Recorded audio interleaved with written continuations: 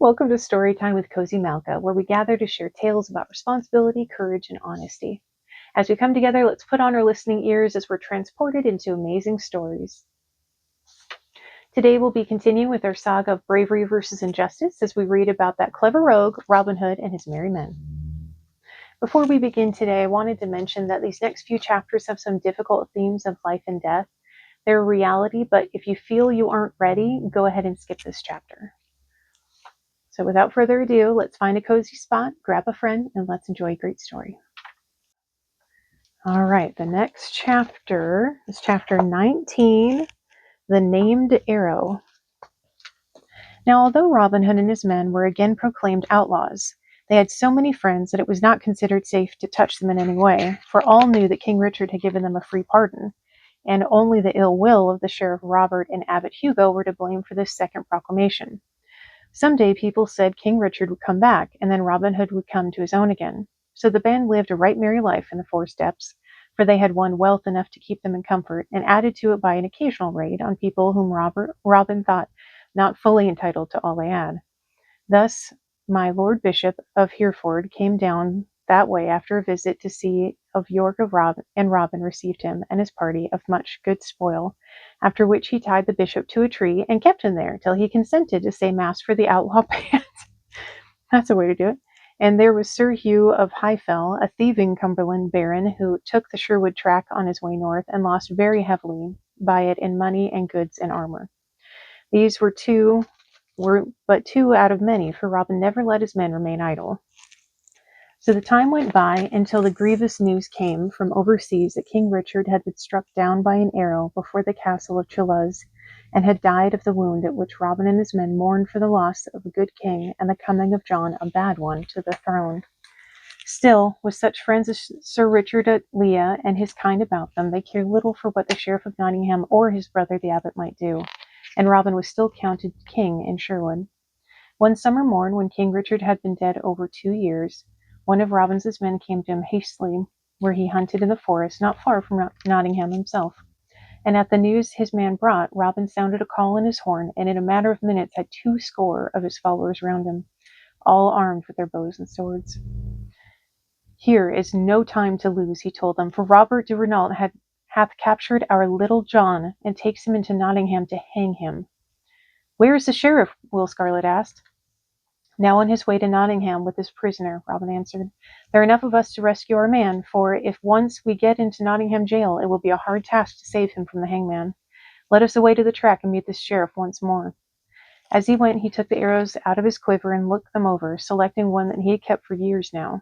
On it the sheriff had written his name. When Robin had captured him and made him sign promising that if ever he moved against Robin again, so surely would that arrow be sent through his evil heart. I think it is time that arrow was set on the string, Robin said to himself, and put it back in the quiver carefully, apart from the rest. Little John, it seemed, had been alone when they took him, and the man who came to Robin Hood with the news of his capture had seen the sheriff, with a party of armed men, riding down toward Nottingham with his prisoner tied to his own saddle with hands bound behind him. Wounded men in the party, bandaged and drooping, showed that Little John had given a good account of himself before they caught him, but he limped as the sheriff's horse dragged him along, as he had been wounded in the struggle. Sheriff Robert will not limp when I have done with him, Robin promised grimly. They came to the track and saw by the hoof marks on it that Sheriff and his men had not yet gone back to Nottingham. Then Robin placed his men and waited a full half an hour, for he was determined to save his brave man from the sheriff's grasp. Noon had passed before the clinking of harness and a murmur of voices warned Robin's men that the sheriff was on his way toward them, and then they saw him, with Little John bound and dragged along by a rope that bound him to the sheriff's horse, and nearly 50 men at arms following their master. Robin saw that Little John could scarcely walk, and without challenge or any word, he crashed an arrow into the horse's head so that it fell dead on the track, and the sheriff barely got clear of it as it dropped, but drew his sword. Ha! Ambush! He cried. At them, my men! 5 marks ahead for everyone we capture. His men were Normans, sturdy and dogged, and Robin knew that they outnumbered his own party. But Robin's second arrow dropped one of them, and 6 others went down under the outlaws' shooting before they drew their swords and charged in. Fiercely determined on rescuing their giant comrade, it was a fight fierce and fell, like they had fought against Damon the pirate, with no quarter on either side. And Robin said afterwards that no men ever gave him and his band such fighting as these of the sheriff over Little John, who, too weak from his wound to free himself, sat on the carcass of the horse and watched the fray. "At the men!" the sheriff shouted, seeing that the outlaws had their own. 5 marks ahead! 50 for Robin Hood himself! But his men won no prisoners, for every man of Robin's party fought like a hero.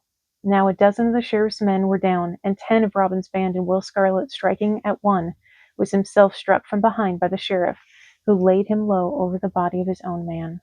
At that Robin found time to draw back from the fighting and get out the arrow he had kept, for the foul stroke at this man enraged him, and he had loved Will Scarlet almost as much as Little John himself. "Remember the signed arrow, Sheriff!" he cried as he loosed the string. The arrow sped to its mark and crashed full in Robert de Renault's forehead. By that time of Robinson's men were down, and more than half of the sheriff's party, though they were more heavily armed and ready for the fight, since the outlaws had come to the hunting trim with no thought of a battle. But at the sheriff's fall, panic seized on his men, who fled at best they could, such of them as were able to flee. Arrows followed them in their flight, and on that day Robin himself, raging at the loss of Will Scarlet, who moved no more after the sheriff's foul stroke, accomplished one of his most noted feats of archery. For there was one of the sheriff's men who had won almost to the gate of Nottingham himself, when from nearly a mile away a long shaft from Robin's bow laid him lifeless, last to fall of the party who had dared to measure swords against Robin Hood and his men in fair fight. They loosed Little John's bounds and found him so sorely hurt that they had to carry him to their stronghold, where he was weeks recovering from his wound.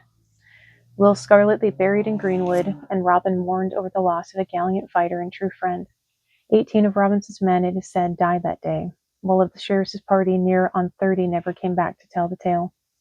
But those who did win back to Nottingham told that they had nearly exterminated the outlaws, and that Robin himself had been sorely wounded, for they had to cover up their defeat by giving the number of their assailants as far greater than it was.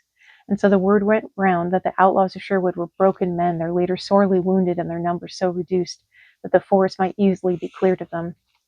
Among those who heard the story was Abbot Hugo, brother of the dead sheriff, who, when he had said masses for the repose of Robert de Renault's soul, after attending his funeral at Nottingham, called to him Guy of Gisborne for a conference.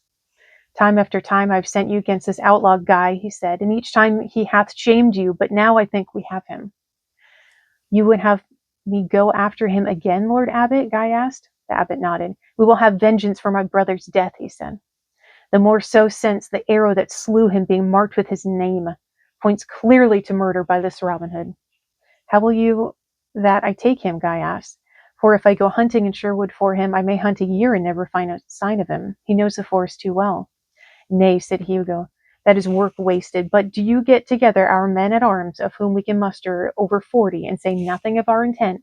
I will cause it to be given out that at the end of the week I'm sending the tax money for our King John down to Nottingham, for that money must be sent. It shall go under guard of 5 armed men only, with half a dozen of our friars." "Ah," said Guy, "that will be the bait." The abbot nodded. "That will be the bait," he agreed. "And you shall be the trap, for we know by all the reports that there are not a score of these outlaws left now, and you shall follow on the party with the gold by half an hour. When Robin and his men are busy over the spoil, you and your men can fall on them and strike and spare not, for my brother's murder calls for vengeance." Guy nodded agreement. "I have some vengeance to take too," he said. "Do you give me notice when the convoy is to start, Lord Abbot, and I will be there with the men."